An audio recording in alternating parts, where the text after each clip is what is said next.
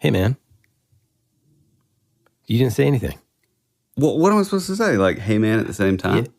No, you say, hey, man, back. You don't know, like, it's just normal social interaction. I thought you were saying, like, hey, man, and then you were going to... I have to do say this something. now? I have to spend this amount of time Hey, man. teaching you how to... Silence. Just be normal? Okay. Hey, man. And then that's when silence. That's called a pause, waiting for the response. You're so stupid. Hey, man. And then here's what comes next. No. Then you say, then that is not pause, true. I thought you were going to say, like, hey, man. Hey, man. Da-da-da-da-da-da. Yeah, okay. Fair point. Mm-hmm. And I kind of did it a little bit different just then. Like, usually I'm like, hey, man, ism's good. Yeah, that's what I was waiting on. Well, I thought you said you were waiting on something else. All right, let's pretend that never happened. Go ahead and do your hey man, or ism's good thing.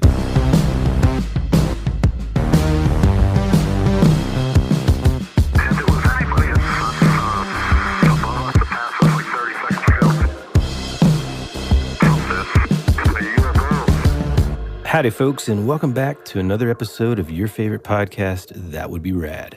We're a podcast that majors in 80s and 90s nostalgia, comic culture, all things paranormal, and minors in retro video games, tabletop RPGs, pre-internet mysteries, and raising our kids to be half as cool as we were back in the 80s. We are your hosts, Woody Brown. And Tyler Bentz. What's up, brother? Hey, pal. You sound much better. Much better. I lost an octave in the bass section of my voice, but you know, it's worth it because I feel a heck of a lot better. You must have listened to my advice. Plenty of fluids, some vitamin C, via nature. So it only took me like a full month to get over it. So I hear you're a little homeopathic. Sick, yeah, I'm a little nasally. That's for sure. Okay. Folks, oftentimes we really kind of search out the obscure, especially when we're looking for creatures and cryptids. There's a lot of amazing podcasts out there, some of which, when we have time, we listen to, especially back in the day before we had a podcast, when we had a lot more time to listen to audio. Mm-hmm. There's a lot of them that just do it well and have talked about stories over and over again. And so sometimes we look for things that are kind of your, less known, much more obscure, but every now and then one will pop up that we're like, you know what, we just can't ignore it. We have to do this because of whatever reason. So what are we talking about today, pal? Well, today we're going to talk about the Dover Demon. Yes, that's a classic. I got to tell you this. This is really funny. So last night I'm putting my kid to sleep, so I'm laying, just sort of scrolling on my phone. And I'd been trying to do a little research, some sort of, to offer up some sort of support stuff to the official story. And I was like, well, I'm just going to take a break. And because Elliot was not going to sleep, I'm going to take a break, just scroll Instagram. So I happened to go through my messages, and our good buddy Clay had sent me a couple videos that I'd missed. I'm really terrible. A lot of things slip through the cracks with me. So there were several messages and videos that he had sent a while back. And oddly enough, he sent me this one video. This is such crazy synchronicity. He sent me this weird video, or not a weird video, but this video of a windsurfer. Pretty amazing video. But anyway, the song was called Devil Came to Me. And the band was called Dover. What? So Dover Devil, which was also a phrase that they were using for this entity back in the day. Man. I just thought that was amazing, and it was such a weird synchronicity. I wrote him back, and I was like, synchronicity abounds, because we know that we're sort of on the right track when those things happen, Oh, yeah, man, absolutely. That's amazing. So part of the reason, too, why I was just like, hey, man, we got to do this one this week, is because we've got a lot of old, dusty books on the shelves here in the studio, and I like to read every morning whenever I wake up, and I was reading through one of them that was actually published in 1978, and I came across this story, and so it is just incredible. Are you ready? Oh, dude, I'm so ready.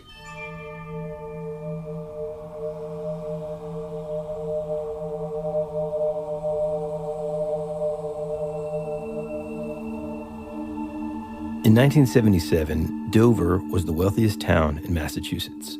It is 15 miles southwest of Boston. Although it is heavily wooded and its houses are spaced several hundred feet apart, it is hardly a place in which one would expect to encounter a strange creature unknown to science. But that's exactly what 4 teenagers claim they saw over a 25-and-a-half-hour period in April 1977.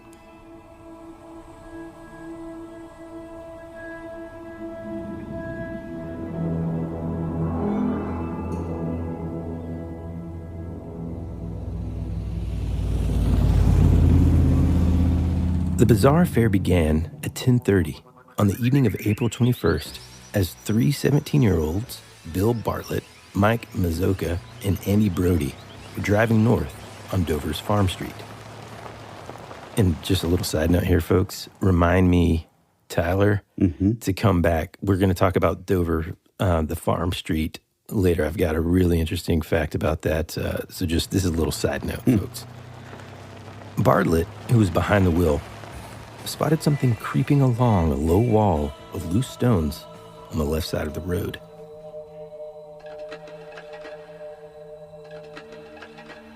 At first, he thought it was a dog or a cat, until his headlights hit the thing directly.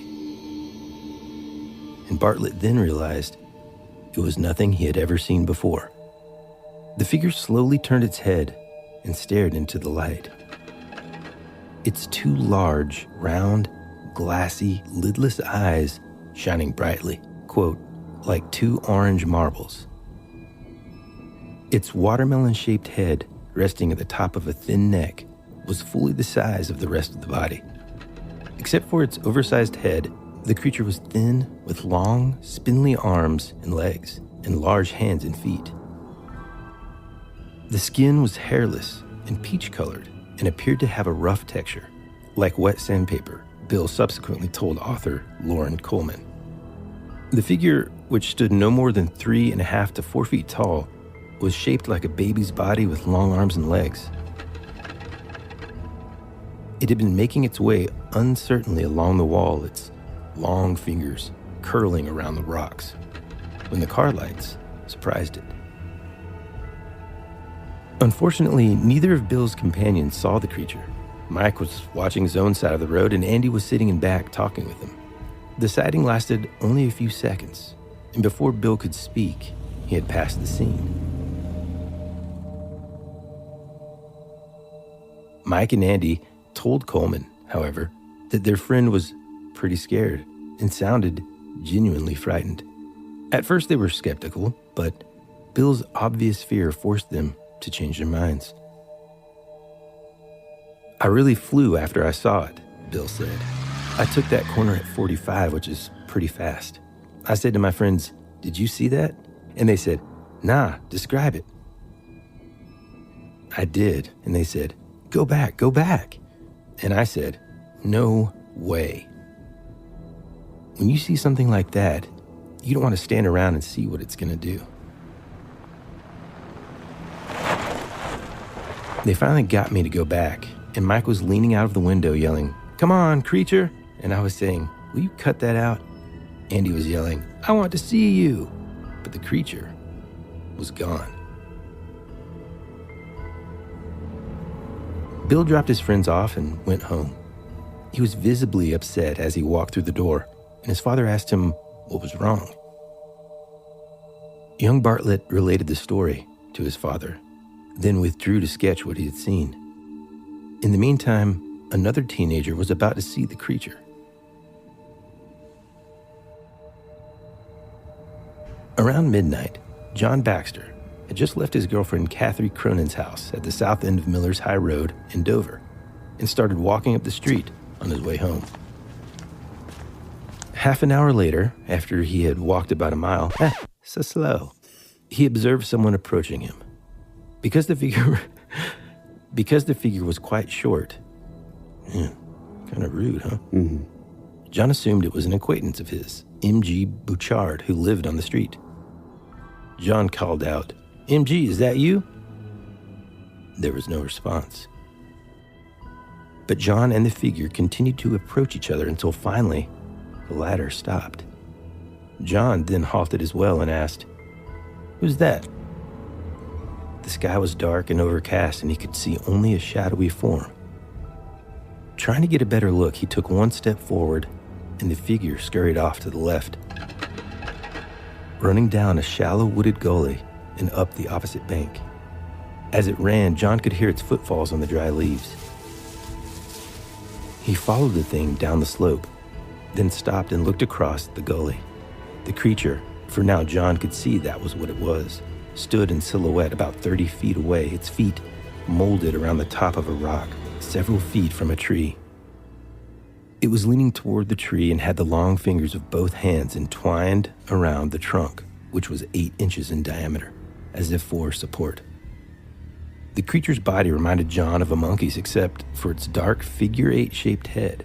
Its eyes, 2 lighter spots in the middle of the head, were looking straight at John, who, after a few minutes, began to feel decidedly uneasy. Realizing that he had never seen or heard of such a creature before, and fearing what it might do next, he backed carefully up the slope, his heart pounding out of his chest, and walked very fast down the road to the intersection at Farm Street. There, a couple passing in a car picked him up and drove him home. The next day, Bill Bartlett told his close friend, Will Tainter, 18, of his sighting. And that night, around midnight, Tainter himself would catch a fleeting glimpse of the creature. He was driving Abby Brabham home when the encounter took place. Abby spotted something in the headlights on the left side of the road. The something was a creature crouched on all fours and facing the car. Its body was thin and monkey-like, but its head was large and oblong, with no nose, ears, or mouth. The thing was hairless, and its skin was tan or beige in color. The facial area around the eyes was lighter, and the eyes glowed green. Abby insisted this was the case even after investigators told her that Bill Bartlett had said the eyes were orange. Will saw the creature only momentarily and had the impression of something with a large head and a tan body, with its front legs in the air. He didn't know what it was, but he did know that it was not a dog. Frightened, Abby urged him to speed up so that they could get away. Will claims that only after they had left the scene did he recall Bill's sighting. His own had been so brief and unspectacular that he probably would have thought little of it if Abby had not been with him. He asked her to describe the figure, deliberately phrasing misleading questions about aspects of the creature's appearance he knew not to be true in order to check her story against Bartlett's, which he did not mention to her. But Abby stuck to her story. On April 28th, author Lauren Coleman, then living in nearby Needham, was visiting the Dover Country Store when a store employee, Melody Fryer, told him about Bill Bartlett's sighting and sketch. She promised to get him a copy and 2 days later provided him with 2 drawings. The next day, Coleman interviewed Bartlett. Then on May 3rd, he questioned Baxter and Brabham, and on the 5th, talked with Tainter. 2 weeks later, Coleman pulled in Walter Webb of the Aerial Phenomena Research Organization, Joseph Nyman of the Mutual UFO Network, and Ed Fogg of the New England UFO Study Group to join the investigation. Although none of the witnesses had reported seeing a UFO in connection with the Dover demon, the ufologists were struck by the creature's apparent resemblance to humanoid beings, sometimes associated with UFOs. The investigators interviewed the witnesses' parents, who said they believed the stories. The Bartletts said their son is very honest and open, and not the kind of person who enjoys playing pranks. Mrs. Baxter remarked that her son never made up stories, meaning apparently that he never made up stories which he passed off to be true. His father told the reporter that his son does write science fiction, however, but still didn't question John's honesty. John confirmed that he is a science fiction enthusiast, but insisted that that had nothing to do with his report. Will Tainter's father and mother both accepted his story. The father believed Will and Abby had mistaken a conventional animal for the creature. The mother, on the other hand, felt they had seen something genuinely unknown. Alice Stewart, who owned the land closest to the spot where John Baxter allegedly saw the demon, said she had not seen or heard anything unusual that night. Her dogs, which were inside at the time of the reported encounter, had not acted up. Dover Police Chief Carl Sheridan spoke highly of young Bartlett and described him as a reliable witness. Even the high school principal, Richard Wakely, told Coleman, "I don't think that these kids got together and invented it. They were not troublemakers, just average students." A police officer said, "At first, I was going to ask one of the witnesses to give me whatever it was he was smoking, but I know all four, and that to all of us, they're very reputable people." On April 25th, 4 days after the first sighting, Robert Linton, science instructor at Dover Sherborne Regional High School, overheard Bill Bartlett discussing the encounter with some of the classmates. Later, the science teacher asked him about it, and the youth provided a full account and even drew a picture of the thing. Bartlett is an accomplished artist and a member of Boston's Copley Art Society. Linton, who said Bill had told him that the experience scared the hell out of him, accepted the story because of the young man's good reputation. The researchers were especially impressed with Bartlett and with Abby Brabham, who declared adamantly, "I know I saw the creature, and I don't care what happens." Investigators found that none of the four were on drugs or drinking at the time of his or her sightings. None of the principals in this affair made any attempt to go to the newspapers or police to publicize their claims. Instead, the sightings gradually leaked out. Finally, the teenagers' own parents, the high school principal, the science instructor, and all other adults in Dover whose comments were solicited didn't believe the Dover demon was a fabrication. 30 years after his frightening encounter, William Bartlett stands by his story that the creature, the entity, the being, whatever it was that he and two other teenagers sighted on April 21st and the 23rd in 1977 in Dover, Massachusetts, was real. Lauren Coleman, who coined the name Dover Demon, has commented that the same area in which the strange being was sighted has a tradition of unexplained activity, dating all the way back to the 1700s. An apparent Satan on horseback, tales of buried treasure, and now the Dover Demon. No sightings, however, of the Dover Demon have been officially reported since those strange nights in April 1977.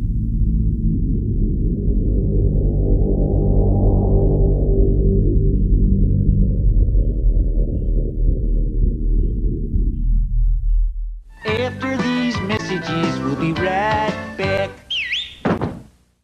This is Amy Poehler. My new movie, Disney and Pixar's Inside Out 2, is coming to theaters June 14th, and it's making me feel joy and sadness and anger, definitely some disgust, and I think a little fear.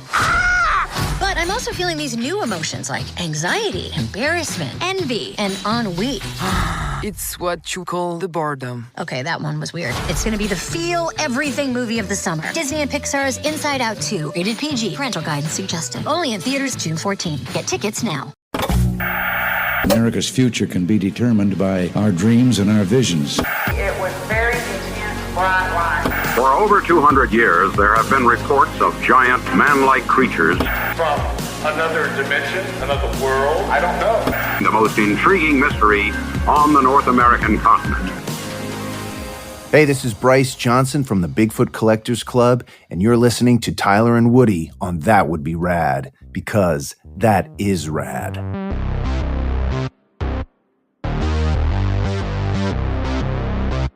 Man, I think that's so cool. It's unreal, man. Yeah, there's like, I feel like it sort of opens up like so many sort of directions you can go with this thing, you know? Yeah, for sure. I mean, the picture that this kid drew. Is this Michael one?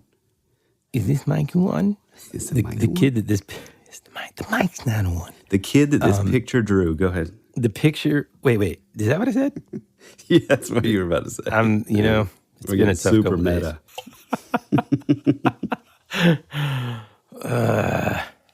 The picture that this kid drew is part of the reason why I was just like, I don't care what we're doing this. I'm signing, you're signing, we're all signing.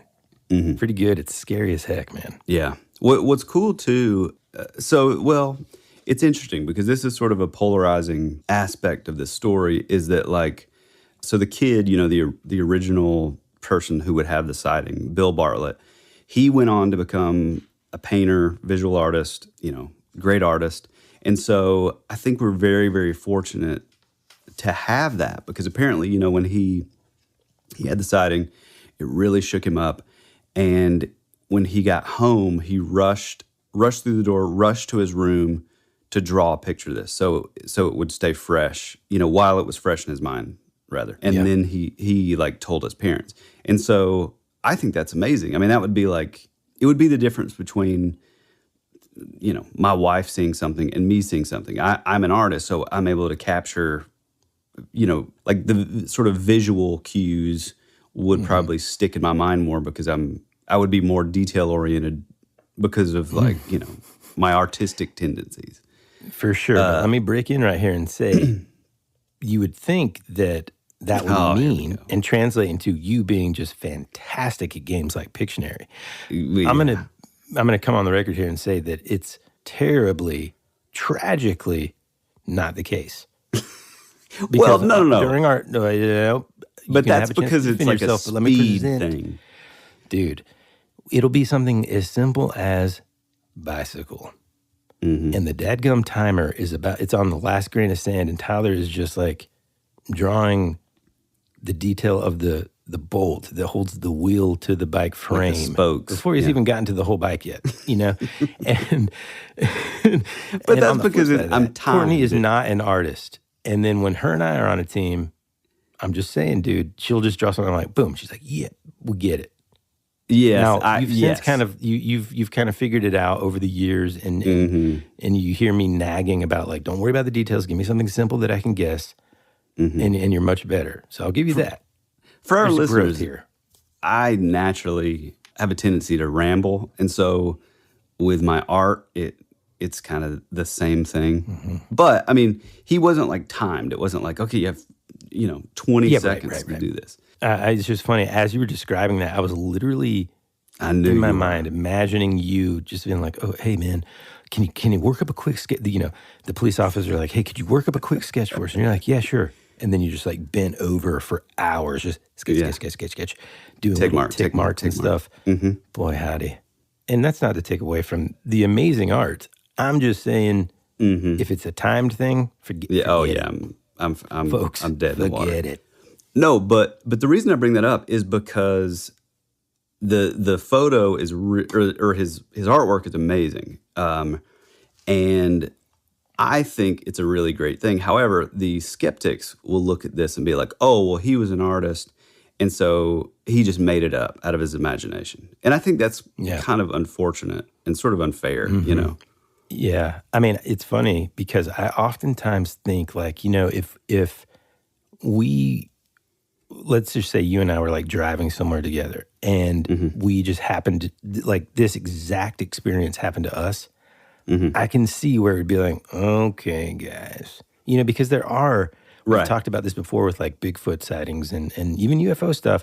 There are a lot of people that just frankly make stuff up. Yeah. You know what I mean? And it's unfortunate and it's terrible to those people that truly have to like put their life and livelihood on the line to talk about some of the things that they've experienced or seen, because immediately people think, well, it's fraud, it's fraudsters. Yeah, well, that, and then also, so Bill being an artist, they sort of, that's sort of a check against them. And then also John Baxter admitted, I guess, that he's like a fan of science fiction. So that's like another thing that they're just like, oh, well, he was into science fiction. So that would be like what you're saying. It's like we have a podcast where we talk about this stuff. So suddenly that invalidates any sort of thing that we would ever encounter. You know what I mean? Mm-hmm. Yeah. And if you're listening, we're going to put this picture on our Instagram later this week by the time that you listen to this. But by the time you listen to this, if you're one of our best friends at our Patreon, you've actually already seen this picture because we uploaded it as a little sneak preview. That's true. When we recorded this episode. So one thing, so doing my research, so Lauren Coleman, the author, he's a total bad. A lot of the things that we know as like, sort of like canon that are very sort of foundational in the like cryptozoology are because of him, and Jerome Clark. He's another guy that they would regularly work together. But one of the things that I found was, and this is a really interesting thing, I think, with this story, because it sort of well, you'll see what I'm saying. So they were actually out of school at the time. Like, I guess they were on like a break or something. Like spring break or something, probably. Yeah, some sort of break. They were off of school for the week. And so, we don't have cell phones. I mean, yes, you can call each other, but I think that's a very, very important fact, because that sort of would stop any sort of like, the spreading of information.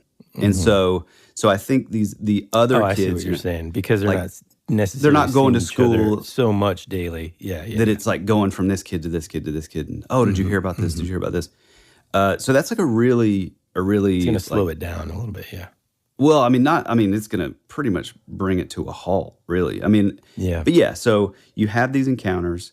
Another interesting thing that Lauren Coleman would come up with, and I don't know if this is in the book. I haven't even read the story that the original sort of story in his book, but it did talk about Bill Bartlett would see it, then John Baxter would see it, and then Abby would see it. Well, all three of these were within 1.5 miles of each other. All of these sightings. And what's really interesting is and this is what Lauren Coleman did, he broke it down and looked at like the topography and like the maps in the area, and it follows like a waterway, like it follows like a river, like rivers or creeks or whatever. And what was interesting is, so Lauren Coleman at the time would have been, something like 0.4, maybe 1/4 mile, like on down. So like he would have actually, it's just sort of that synchronicity. It's like if this creature was going, it was like following this line, it would eventually like ran straight into where he was living at the time, which I think is really pretty cool. Yeah. I did read that like apparently this area in Farm Street, and I, whenever I was kind of talking about the actual sightings and stuff earlier, I mentioned that we would come back to it. And one thing to kind of like picture in your mind, listeners, is that it's kind of like been, described that evening. It could have been like sort of almost like a modern day Sleepy Hollow with woods lining, these like fieldstone walls and some light coming from the moon. It was overcast and dark. And a lot of the, we've talked about this before on the show too, where down here in the South where we live, there's not a lot of like really, really old buildings, but up north in Massachusetts and those areas in the Northeast, that's some of the first buildings and colonies and stuff were there. And so a lot of those buildings have a much longer history, same with the towns and cities and stuff. And so the town history goes back way, way far. But listen to this, man.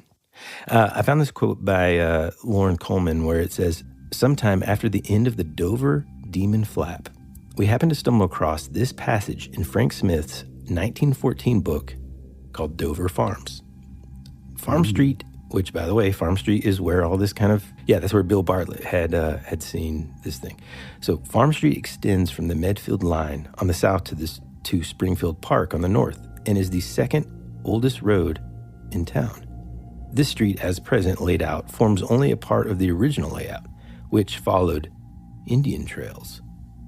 In the early time, around the 1600s, this road went around by the picturesque Polka Rock, which was called for a man by that name, of whom it is remembered that amid the superstitions of the age, he thought he saw his satanic majesty as he was riding on horseback by this secluded spot. The location has long been looked upon as one in which treasures are hid, but why anyone should go so far inland to hide treasures has never been told. However, there has been at times unmistakable evidence of considerable digging in the immediate vicinity of the rock. Furthermore, Lauren Coleman was able to talk to the, it looks like Acheson family, who saw a barn-sized UFO in this area in June of 1969 with red lights rotating on the bottom and a white triangle underneath. One could begin to wonder if we are dealing with a window area. What do you think about that? I think that's awesome. Yeah, that's really cool. One of the things to kind of consider and to think about, I think right out of the gate when people say like, well, especially something that's still unsolved, no one's really seen it. The question becomes, well, did they really see something? And if so, what was it, right? So let's explore did they really see something? So first and foremost, it seems like across the board, it didn't matter who you interviewed in the town, these kids who weren't really, I mean, I'm sure it's a small town, they were all kind of like friendly with one another, but it doesn't sound like they were like friends that hung out together, you know? Yes. Well, I mean, I guess like Bartlett had told his buddy, who never told Abby, Brabham, right? And she was the one that saw it. So I found a clip, an interview with Bartlett, I think it was back in like 2006 or something. And they asked him that question. They said, were you friends with John Baxter or Abby Brabham? And he said, that it was a small town, so I knew of them, but I didn't, we were never friends. There would be no reason for us to like talk, or really our friend groups to even sort of cross, It reminds me of like some of those, I feel like it's similar to like Flatwoods Monster maybe, or something like that, where like separate groups that really aren't connected in any way end up seeing the same thing. Again, that's not necessarily proving anything, but it does in terms of like evidence that something happened and then folks saw actually something. That leans a lot of weight on, those statements. In other words, like, we don't know what it was yet, but they certainly saw something, right? Well, dude, also, I think obviously Bill Bartlett would go on to be an artist, so it's a little better artistically. But man, if you look at Bill Bartlett's sort of depiction of it and then John Baxter's, I mean, it's pretty dead on, which is fascinating. And the thing too, man, is we end up talking a lot about this as well on our show, being, kids from the 80s and 90s. These guys back in the 70s, like it said, they didn't approach newspapers about this. They didn't approach the local news. In fact, those folks came to them. They didn't want to share this story. It's not like published. They haven't published books about it that I know of. They saw something, it freaked them out, and that was that, Yeah. So I think let's agree, and then we can move forward from here. They saw something. Something, right? Okay. Now, let's talk about what people think they saw. Can I read some of like the funny theories? Or not funny, but just some of the initial theories. Yeah, dude, go ahead. Well, and this, for the audience, I think this also kind of will show you and illustrate the fact that Loren Coleman isn't just sort of like, oh, I heard about this weird creature, I'm going to go interview the people, write the story, and that's interesting enough, right? This person is actually investigating and just canvassing the town, trying to gather as much facts as he can to kind of put together what's going on. And so one of the things that he did, because, I think one of the thoughts was, well, maybe they actually saw like a young animal, like a foal or a moose calf or something like that. So he went and interviewed local horse owners after the incident, and none reported missing a horse. And then it was also not foaling season.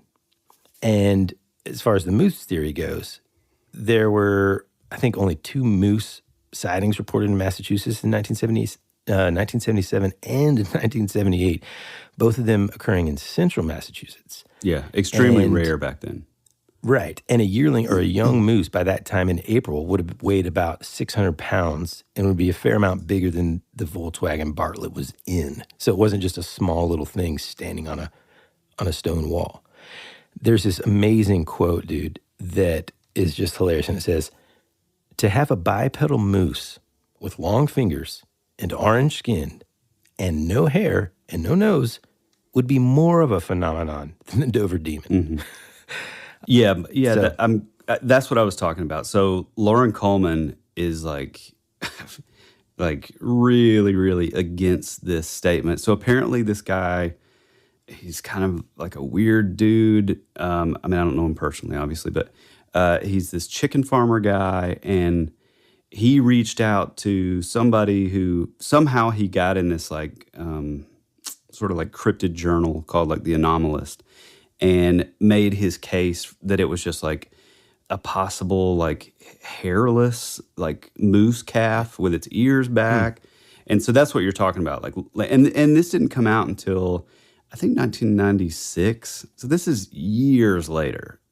So it's so, Lauren Coleman seems to believe that, like, a little bit was like, hey, how can I, like, get famous, or how can I get a little notoriety or whatever. But yeah, he, like, discredited the whole thing, like, by just saying, like, by doing the research and like the season that it would have been in, like, none of it, like, made any sense, really, Mm-hmm. Yeah. Another thing that kind of I find interesting, later on when Coleman, or, many, many years later, when Bartlett was interviewed about it, he says he's got mixed feelings about the entire experience. And this is his quote. He says, "It was my 15 minutes of fame without wanting it. It was a little embarrassing, and frankly, it still is." He said that he hasn't talked much to his 2 children about the creature because he doesn't want to frighten them. And as a professional artist, he's never drawn another picture of the thing he saw. He says, "I'm a serious fine arts painter. I don't want people to think I'm some freak." On the other hand, sometimes Bartlett really does wish that he made it all up. He says, "I might have profited from it. It's a great story. I wish it would have been seen again so that everyone would know it was true." Man. Yeah, he I don't think regrets is a good term, but, like, again, I ran across, like, an interview with Lauren Coleman, and he said, like, one of the interesting things about Bill Bartlett is, like, every single time he tells the story, he, like, starts off by just being like, like, sighing, like, here we go again. And he's like, I hate that everything that I've done in my life, like my achievements and, as an artist, to, like, work to become good and all that, like, it's all overshadowed by, like, maybe 7 seconds of something that I saw as a kid. It's like showing up in a town and then being like, "Play Tokyo." Well, you know. So, yeah, exactly. I mean, it's always, I feel like I'm trying to think through all of the things that we've talked about, all of the sightings and experiences, even paranormal or cryptid creatures or UFO sightings. I feel like that's actually a common pattern for the ones that we really are like, whoa, that's crazy. Meaning, man, we kind of feel like, man, maybe this really could be true, is that most of the time, not even most of the time, I think all of the time, unless you can think of one, I think people are like, look, man, I don't really want to be in the spotlight here, man. Like, this is what happened. It freaked me out. I kind of hate that I've gotten all this attention. I should never have brought it up, kind of thing. I mean, even the one that we talked about with the Bleeding House of Atlanta, those folks didn't want all the attention. Right. That's a great example. So there is something about that kind of makes me believe it more. But the other side of that would be the sort of skeptical side of it would be like, well, is this just a pattern that is kind of an obvious thing to say so that people believe it more? You know what I mean? I would say in his case, by actions, we can kind of see as evidence of his actions. He didn't write a book about it. He's never drawn another picture of it. He doesn't really talk about it unless asked about it. That to me is evidence enough that it's something that he just didn't want to. And all this time later, dude, one of those kids would have been like, yeah, we made it up. You know what I mean? Yeah, right. I totally agree with that. It's kind of like whenever you made up that story to your cousin that you were like a karate instructor. Oh, yeah. And he would come over. I forget if you charged him or not, but... Oh, I did charge him. If you had somehow kept that for such a long time, if he would have approached me by now, I would have been like, dude, he made it all up. And, we're best friends. So I'm not going to... You know what I mean? I don't know. This one to me is just... Now, do you want me to get into, like, other possibilities that... Well, let's sort of go into it as, like, okay, the obvious. Okay, so I think sort of the easy, most sort of pop culture sort of comparison would be like an alien gray. You have your big eyes, you have your giant head, you have little to no nose or mouth. They're very, very small. Skinny, spindly arms and legs, very short. I mean, it is kind of a dead ringer for that. Yeah, and I think that was kind of cool that Coleman brought in ufologists and people in that field just to kind of see if there was any similarities. Yeah, I mean, it's weird though, man. Like, there's the alien side, but it does feel more like that sort of quote. Is this some sort of window area, a place where it just so happens that like things kind of come out of there. You know, I don't know. Yeah. Oh, I'm a big fan of the window areas. So I don't know. It's funny because since we've been doing the show, I think when I was younger, the idea of like, oh well, it's like an alien gray, and it's, you know, its ship has crashed and it's like just out there, which, I mean, not the gray part, but like the Flatwoods Monster. Like there is an element of that is very believable to me. But I don't know. It's like the idea that like, you know, extraterrestrials and like alien grays, the idea that they're a very like physical thing. I've kind of gone meaning nuts and bolts, like a creature like made a physical craft, right? Yeah. That's what you mean by physical thing? Okay. And like the flesh and blood of like an alien gray. Like there's something about that I've kind of gotten away from. Like I lean more into like the interdimensional thing and like so I feel like it's an easy sort of like tie-in just from like the way it looks, but there's something like nagging in my mind that says that it's something else because like does that make any sense? You know what I'm saying? Like Yeah. I know what you're saying. You know, if I put like the skeptic hat on for a second, one thing that I was interested they didn't really talk about was like, well, what about the possibilities of it being some sort of like mangy, like, or like a hairless cat? You Right. know, like if you ever seen, and I love them, dude. I've wanted one for so long. Like, oh, they're weird. A hairless cat. They're definitely weird looking, but man, they're also so cool looking to me. Yeah. Just descriptively, it kind of sounds like that. And I kind of looked up, well, are there any wild cats in Massachusetts? Right now, the only one that's still present that they see or that have, you know, they've seen is a bobcat, which those are relatively large enough to maybe if it was a hair, and I know I'm going on like I'm stretching the possibilities here, but let's just talk about if for some reason none of the other crazy stuff existed and we had to think of what could the earthly explanation be. Maybe a hairless bobcat. I looked to see, like, there were mountain lions, but, like, the last reported one was, like, 1858 or something in Massachusetts. So, you know, maybe there was some sort of cat that had an illness that made it hairless. Because I don't think that hairless cats were, like, common in 1977 as a household pet. So, yeah, but I think, like, the upright part sort of gets rid of that. In a way, especially, you know, John Baxter's sort of situation, which to me, that's like the scariest one. Yeah. We will return after these messages.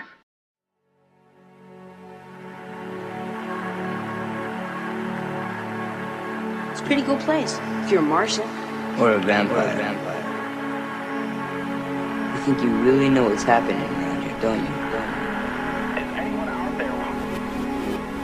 We're fighters for truth, justice, and the American way. Hey, this is Woody. And this is Tyler. And you're listening to That Would Be Rad. And now, back to our show.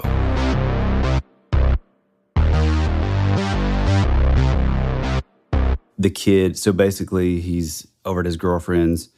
And by the way, there's some like weird like aspects of his story that, I mean, even though I don't necessarily lean into the idea that it's for sure like an alien gray, there are elements of his story that are kind of bizarre. So it says that like and everywhere I looked, it said the exact same thing. So he left his girlfriend's house around like midnight.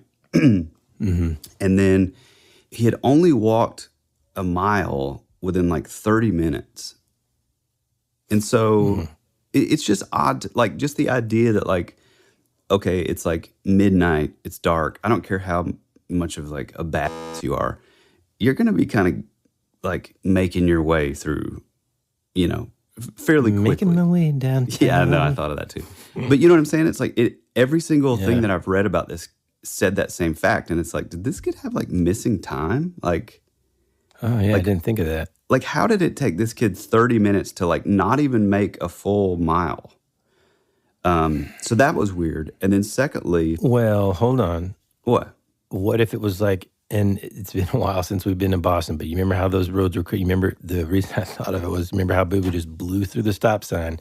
It was like our van was airborne. Wasn't it like real, like up and down, up and down? So it's not just flat. It was pretty hilly. I don't know if that's how, and it's not too far. If it's 15 miles from Boston. Heck, we probably drove through Dover and we didn't even know it. I know. I thought of the same thing. I know. Youth is wasted on the young. It sure is, pal. No, but that, I don't know if there's anything to that. No, I like that. That's a good thought, man. Yeah, missing time. But his story is, to me, just the idea that, like, okay, it's 12:30 at night, nobody else is around. He sees, which it's funny that he immediately saw the silhouette of this character with a giant head, and he thought, oh, that looks like the head of this kid in my class. So he's like, oops. Yeah, he's walking toward, setting the scene. He's walking toward this figure who's walking towards him, at 12:30 at night, and I think it was still like fairly, dark. So it was only like the silhouette that he really could see, because even his comment with like the eyes, where, Abby Brabham and Bill Bartlett both, they mentioned like the colored eyes, but he said that the eyes were just lighter against like a darker head. So I'm thinking it's just like almost totally silhouette. But he says like, man, that's a good point, dude. Real quick, let me break in. So this thing's walking on two legs. I completely forgot about that. Oh yeah. Right? Mm-hmm. So not a whole lot of hairless cats that could be mistaken for a classmate. Yeah, no, not at all. Okay, keep going, sorry. And then he says as he got closer, he started realizing like, oh, wait a minute, something about this is off. Because he said like the head was like, he describes it as like a figure 8. Yeah, dude. Which is really interesting. Then he says he began to like get scared as, closer, this thing's coming toward me. I don't know this person. This isn't this kid with a giant head in my class. And then he yelled out like, who is that? Who is this? And he said when he did that, the thing like sort of scurried off, and he could hear the sound of like bare feet on leaves. Yeah. Also, it's hard for me not to believe this dude hadn't smoked a little ganja, because like he's just chilling, he's just walking slow. Yeah, maybe. If it's not missing time. And then the first thing, like, how do you mistaken somebody for a classmate? Well, I mean, it's probably really dark. It is 12:30 at night. Yeah. And, I don't know how like rural the area would be, but and then there's another sort of fact with this whole story that I found like really interesting, and it actually kind of made me think of my own sort of situation with like the orbs and all that stuff. Is when Bill Bartlett saw this thing, he was adamant that the eyes were like 2 large glowing orange marbles, right? And then Abby Brabham said that they were bright green. And which she said, bright green reflects that sounds more cat-like, like when Woodrow and I are running. No. But she was adamant that they were like glowing bright green. Yeah, just like Bill Bartlett was. Yeah, his were orange though. That's what's weird, man. Yeah, so that's what takes me back to like when I kind of had this encounter with these orbs.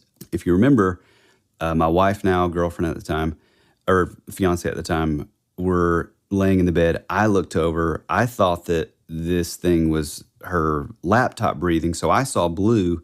She like jumps up out of bed because she's freaked out because she sees it in red. And that's not the only time that I've like heard this sort of occurrence where like different people, and we've even talked about this, where different people are seeing like different colors. I don't know if it's like the way our brain sort of like, accepts the reality of whatever we're seeing, or if there's something in like, I don't know, like the like filtering, maybe it is like some sort of like dimensional thing, or, is it like, are we seeing through the veil like at maybe a different frequency than someone else? But I just think that was really interesting, and especially the fact that, Bill, obviously a young boy, Abby's a girl, and then my wife and I seeing like the 2 different colors when looking at the same thing. I just thought that was really, really a cool kind of thing. Because she said since then, in interviews and stuff, that everybody kept, which kind of sucks because like, I'm sure they didn't do this with Bill Bartlett, but like because she was probably a girl, they were like, "Are you sure it wasn't orange? Are you sure?" And she was like, "No, I am adamant. It was glowing bright green." Now, sweetheart, you just sit right there. Yeah, that's exactly what I thought. Yeah, that sucks. So let's get into some other sort of parallels that people come up with. So I've heard some people say, "Oh, well, it's like a pukwudgie." And if you've never heard of that, I know it sounds a little funny, but the word pukwudgie is a human-like creature found in Wampanoag folklore. It sort of originates out of like Delaware and Prince Edward Island. This thing, like the Dover Demon, 2 to 3 feet tall. The word pukwudgie is translated by Henry Schoolcraft as little wild man of the woods that vanishes, which is pretty cool. Yeah. And for our international listeners, you're talking about a tribe of Native Americans, right? Yeah. Lore. Indians, First Nation people. Yeah. Yeah. So according to legend, pukwudgies can appear and disappear at will. It's said that they can shapeshift, of which the most common form is a creature that looks like a porcupine from the back, or like a hedgehog like Sonic, and half troll and half human from the front, walks upright. Like a lot of these sort of trickster characters, they like to lure people to their deaths. They have magic, and apparently they use poison arrows to hunt with. Oh, cool. Which is pretty cool, yeah. They're like the brownies in Willow. Yeah, exactly. Like the new one. Yeah. Haven't finished. Keep going. But it says like the natives would say that they were friendly to humans, but they would leave them, like offerings and stuff to kind of get on their good side, sort of thing. Man. It was said in like the early sort of tribes that they would even like kidnap children. They would push people off cliffs. It's a very sort of like folklore kind of like trickster entity thing. To me, I don't know the way that they look. I don't think it's a strong connection visually. One thing that is interesting, and I've never heard this, but in Henry Wadsworth Longfellow's epic poem, The Song of Hiawatha, he actually talks about these things, which is amazing to me. It goes like this: far and wide among the nations spread the name and fame of Kwasind. No man dared to strive with Kwasind, no man could compete with Kwasind, but the mischievous pukwudgies, they, the envious little people, they, the fairies and the pygmies, plotted and conspired against him. Man. So that's really cool. I wanted to throw that in there because sometimes I've noticed that people will sort of draw similarities to the pukwudgies.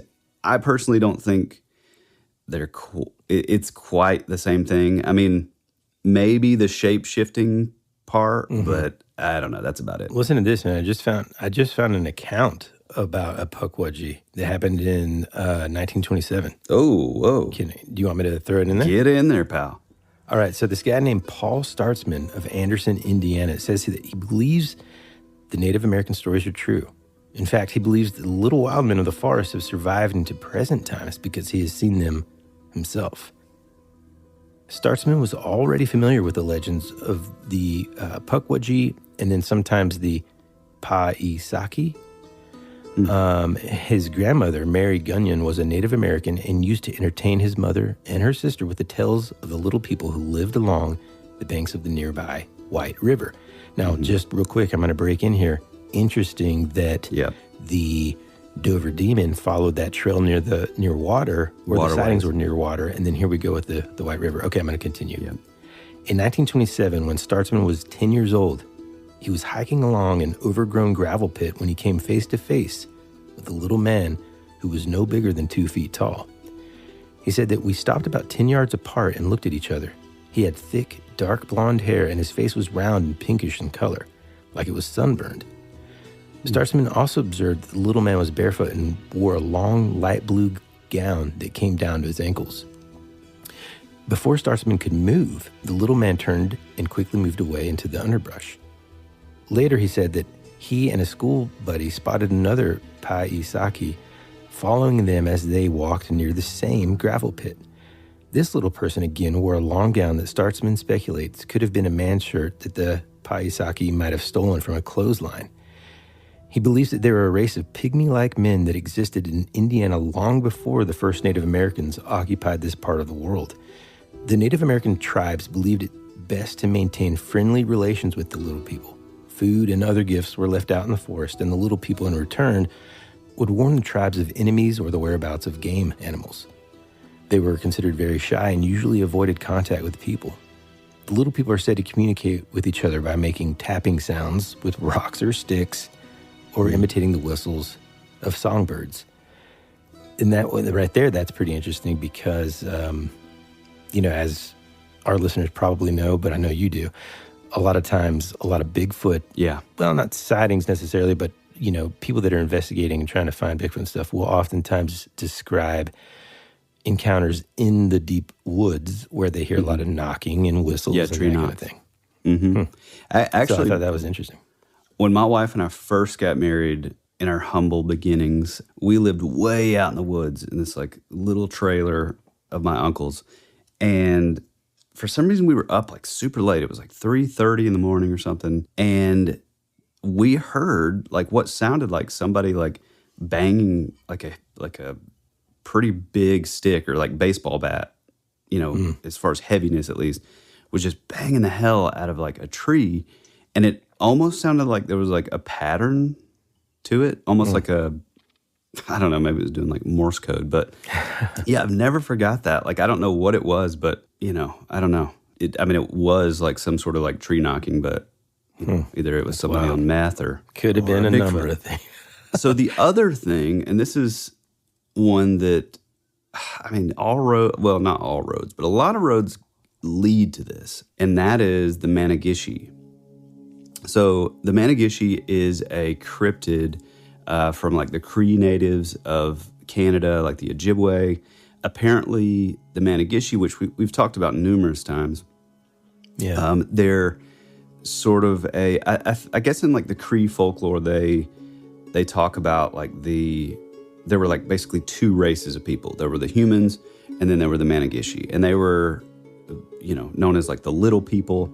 It's said that they would live between the rocks and the rapids, another tide of water. One of their biggest delights was to crawl out of the rocks and capsize the canoe of like, canoes of people coming down the rapids. Yeah. Who needs video games? Yeah, exactly. They were described as pygmy-like, human-type looking entities that resemble little men with long, thin legs and arms. This is interesting, too. They are said to have 12 fingers, 6 on each hand. Their round, bulbous, hairless heads with large eyes and no nose are apparently quite big in comparison to their small bodies. According to the Cree Indians, the Managishi are responsible for the pictographs found on the rocks in the area, and their dwelling places are among the rocks near the rapids. It is said that they are great tricksters and, basically love playing tricks and jokes on humans. I think that's, pretty amazing, Yeah, man, for sure. That, even the physical description seems pretty close, Yeah, and what's interesting too is like there's a lot of these sort of like entities in like Native American and First Nations and indigenous people folklore. They talk about, I think it's sort of in the Southwest, I think Arizona, they have a cryptid that's they call like the devil monkeys. And I know that's also a thing here in Appalachia where, they say that there's basically these sort of monkey-looking things that can turn invisible. And to me, that's a decent correlation to like the sort of more recent accounts of like what they call like the Glimmer Man, where it's sort of basically like the Predator. It's like this cloaked figure that's able to jump from tree to tree like a monkey. But I don't, as far as like the devil monkeys, I don't know that they're, well, the ones in like the Southwest are small, so they'd be like 4 to 5 feet tall. But then I think the ones here in Appalachia are looked at more as sort of like man size, And they're always mischievous, or is that just one of the things that they could possibly? Yeah, so like the devil monkeys here, that are in Appalachia are looked at. So there's like it's a common sort of native kind of suggestion that like you never look up in the trees because these things are always watching. Anytime you feel like you're being watched in the woods alone, which this is common with like Bigfoot stuff, is like, you like all the sounds die down, like the Oz effect. And then there are these things like up in the trees, like watching you, and, they're able to like cloak themselves. I think those are more sort of not totally like mischievous, but like pretty like bad. Like they look at that as like this thing will, kill you kind of thing. But another one that I found, which this is interesting too, which it's sort of a spin-off of like the Managishi, but this is called the Meme Guishi. It said similar kind of thing. They were created from the bark of trees. They had large heads, hairy, the size of a child. They had a voice that sounds like the whine of a dragonfly, narrow faces, no nose, small mouths, if any. This is interesting because this is like a like Algonquin, Ojibwe. They can only be seen by children and medicine men. And they're also known to carve symbols on the rocks and trees. The thing about that I almost was like, well, that says like they're hairy, that sort of goes against that. But a lot of people believe that through the ages, like the name, so the word meme means hairy. And so people think that like maybe by the name, people were thinking, oh, well, that means that they're hairy. But there's another word that's like memengua, which means butterfly. I don't know. I think that's kind of interesting. You know what I mean? Yeah, man. I mean, I love how like there's within these cultures and stuff, there's this like untapped resource of folklore and creatures, but then somehow there are parallels far into the future. In other words, like in 1977, do I think this kid and his friends were just diving through if any available literature at the time to go into this Native American lore and find all this stuff to come up with this idea?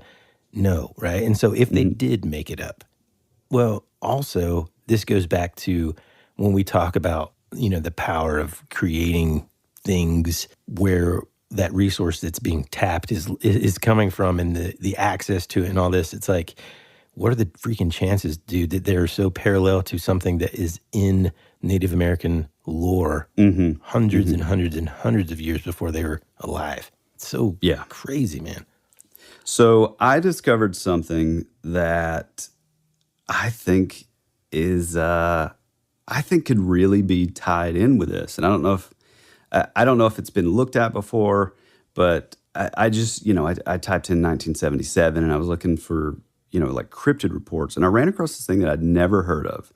So this takes place in Toronto in 1978, and Toronto is about an 8-hour drive from Dover, by the way. I looked it up. It was a warm summer's day in August of 1978 when a Toronto man would have an experience with a strange creature that would forever change his life. He was afraid to put in his last name because he didn't want people to think he was crazy. He just goes by the name Ernest. Him and his wife had been raising a litter of kittens, and one or two of the kittens had disappeared. So he went out to sort of search for it, and it said that he was around the vicinity of their Parliament Street apartment in Toronto. He stumbled upon an opening to the dark cave and crawled approximately 10 feet inward. So, oh boy. I guess kind of like Here we go. Yeah, just wait. It's amazing. Also, side note before I continue, Toronto is built like on top of all these waterways. So there's apparently a huge underground like water system because there's just tons of like waterways in Toronto. I never knew that until now. So, Here we go. We learn something every day. Yeah. It said, he had a flashlight. He shined it forward, and he would describe the monster as long and thin, almost like a monkey, 3 feet long, weighing maybe 30 pounds, and slate gray skin. However, it was the eyes that truly stood out. You ready for this? Orange and red, shining and slanted. Boy. Ernest spoke reluctantly with the reporters as to what occurred next. The creature spoke to him. I'll never forget it, he said. it said, go away in a hissing voice. So is that the same hissing voice like the Managishi or the Meme-Gueshi that has a voice that sounds like the whine of a dragonfly? Man. So yeah, then it took off down a long tunnel off to the side, and Ernest would run away shaking in fear. It says Ernest never approached the media with his story. He was afraid that people would think that he was a drunk or crazy, and he felt that no one would ever believe him. But his wife said that it had changed him it made like a very drastic change in his personality, just in general. Yeah. Well, God, I bet. Yeah. What's weird is it said that I guess later he would be like in the area maybe, and maybe it was some detail where he ended up finding, one of his dead kittens that was like half buried in the entrance to that tunnel. So like, what's going on over there, Well, I mean, I think there's a couple things that we preach quite often on this show, and that's number one, if you find an artifact in the woods, leave it there. Number two, if you happen to stumble upon a cave system, turn around and run like crazy. Yeah.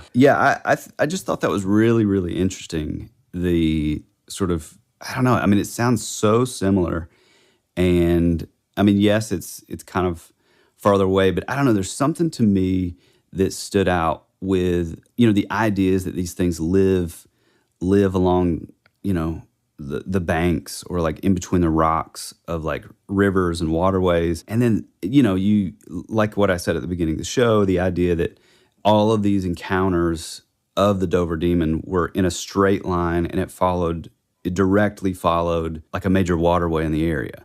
And then I find out that Toronto is like basically built on top of all these massive waterways. So it's like, are these the same things? And now they're just living in these tunnels because, there's a city built on top pretty much. I don't know. Well, I think it's fascinating. And I mean, not to get into this, but there are a lot of theories of basically those areas, cave systems and all that kind of stuff being the way that some of these cryptids are able to be so elusive.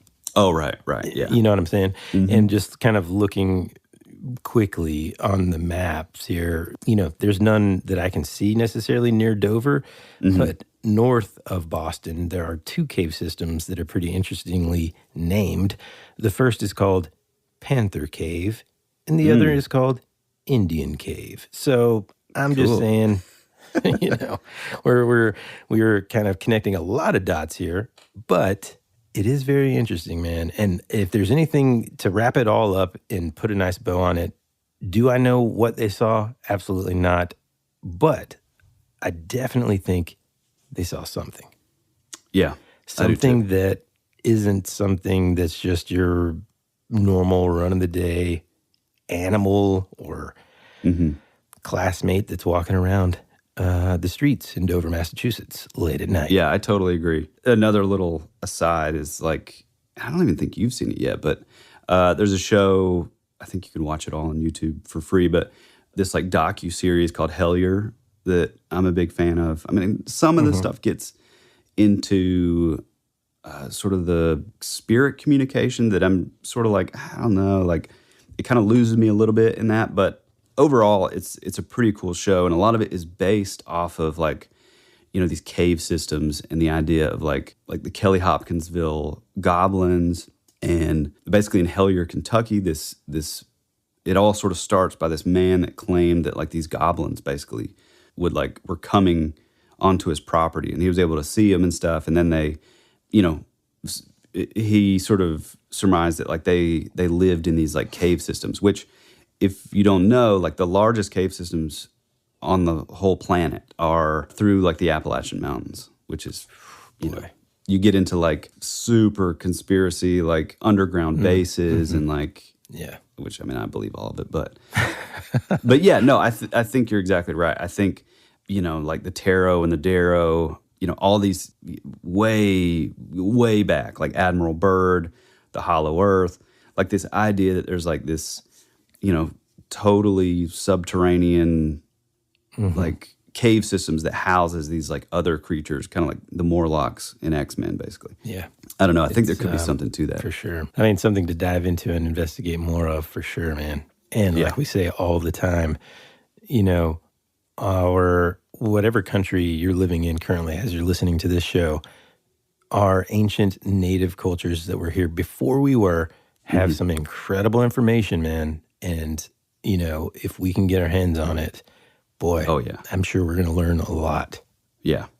I think that's one of the greatest things about just having the internet is that, you know, like what you were saying before with like the odds of these eyewitnesses, these kids back in the 70s, the odds of them knowing some of this like folklore, you know, indigenous folklore was probably pretty slim. But it's nice now having the internet is, you know, we're able to get, and I'm sure there's a ton of stuff that we will still never hear about, you know, that's very kept very close to the chest, you know, but it's awesome. Any sort of knowledge that we're able to glean from these tribes people. Yeah, man. It's incredible. Well, pal, you got anything else? Man, I'm just so glad that we finally covered the Dover Demon. Yeah, me too, man. I feel like we can Such a check cool off. Story, man. Yeah. It's funny because it is it's probably in the top 10 cryptid cases, you know, of all time. But I find it curious because there's so little, there's so many possibilities of what maybe it could have links to this, you know, the Managishi, the all that. But it's pretty, the eyewitness accounts are pretty short little encounters, you know. Yeah. But it made such a mark that like it's, you know, it's in the top 10. And you know what?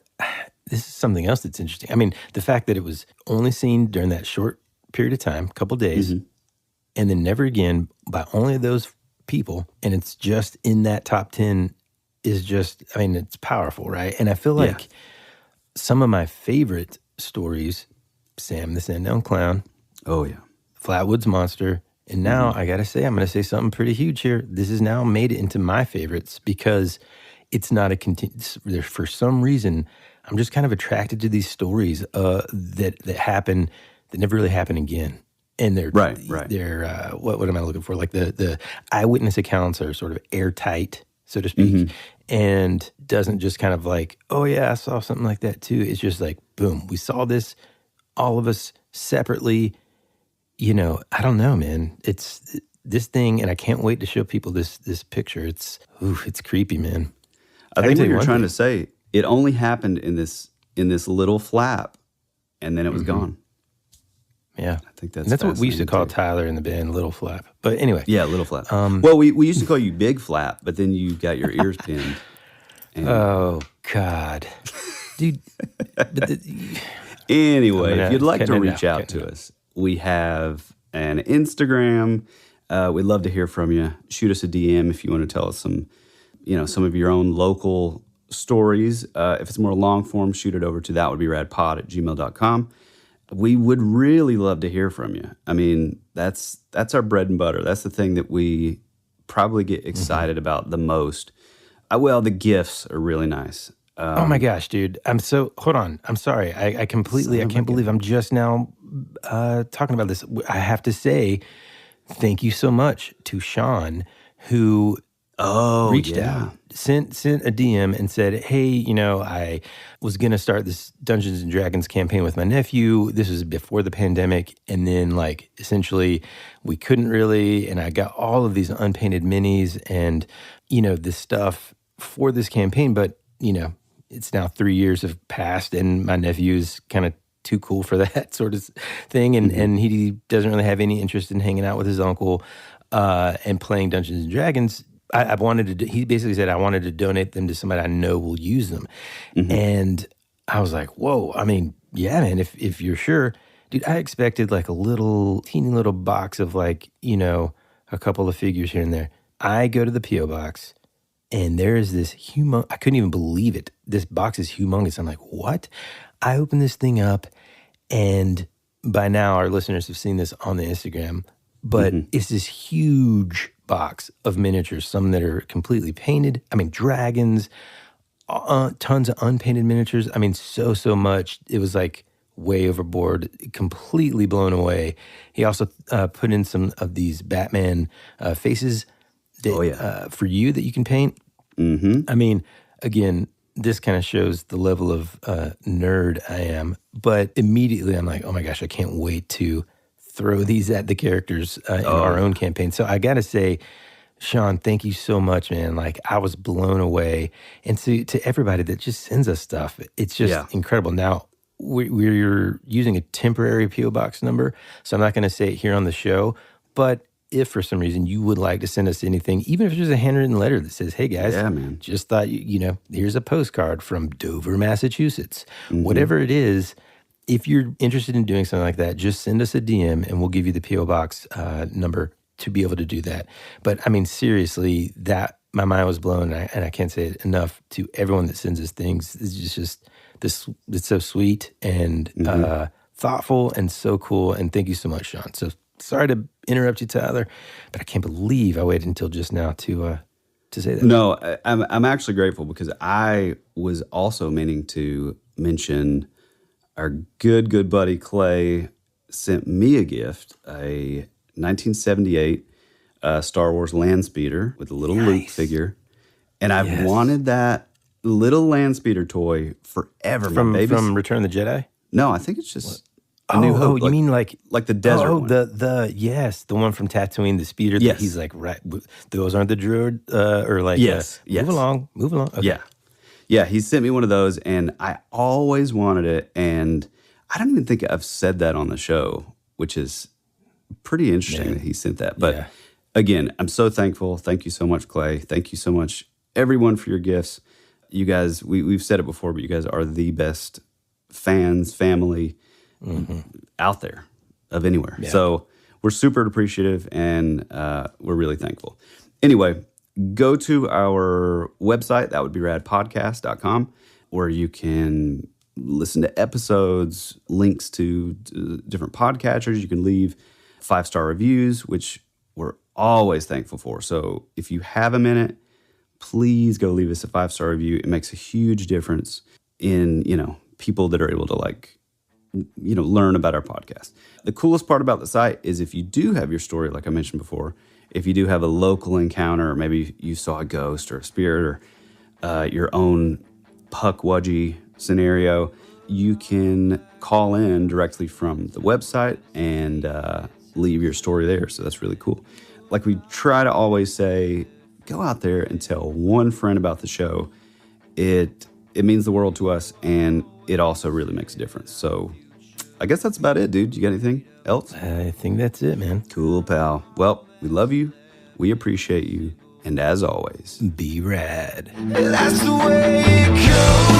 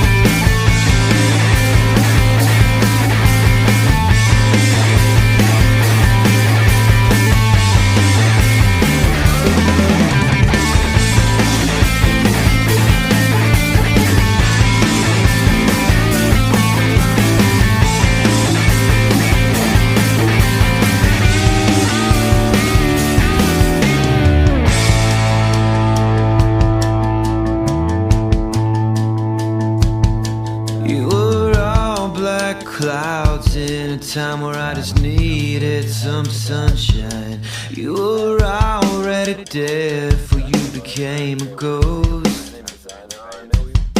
You always said our future would be a parade of flowers, but now all that's left is a single rose. That's the way it goes.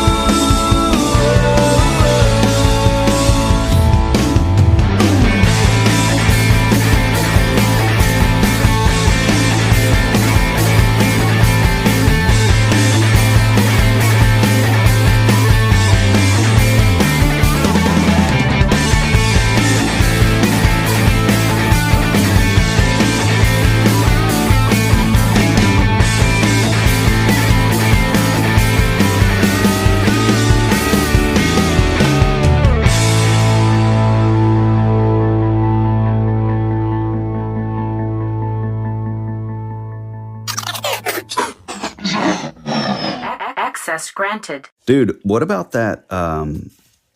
What about that crazy the Toronto tunnel monster case? Man, that's crazy, dude. Isn't that crazy? I mean, there's so much about Canada on the west that we talk about, like the Northwest stuff, the Pacific Northwest. We don't really get into like the eastern side. And as luck would have it, that's where I'm headed this summer. So fingers crossed.